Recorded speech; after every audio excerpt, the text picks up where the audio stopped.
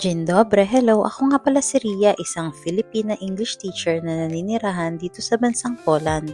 So for today's video, pag-uusapan natin ang perks of being an English teacher here in Poland. Number 1, low cost of living. So mababa ang gastusin dito sa Poland katulad ng rent, food, and transportation. Napaka-affordable compared sa ibang European countries. Number 2, travel opportunities. Dahil nga ang Poland ay part of Europe, madali nang makapag-travel at makapag-explore sa iba't ibang bahagi ng Europe. Kabilang na dito ang 29 European countries. Number 3, paid holidays. So dito sa Poland, meron kang 20 hanggang 26 days paid days off.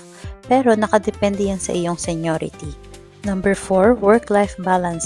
So dito, mostly no overtime. Number 5, visa and work permit assistance.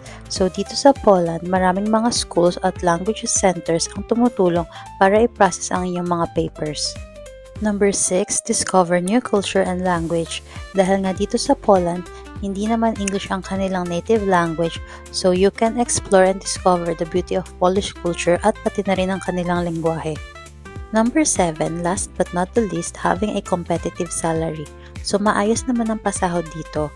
Even though ang sahod dito ay hindi ganun kataas compared sa ibang European countries, madalas naman ito ay enough to have a comfortable lifestyle here in Poland at saka makakapag-save ka pa din naman.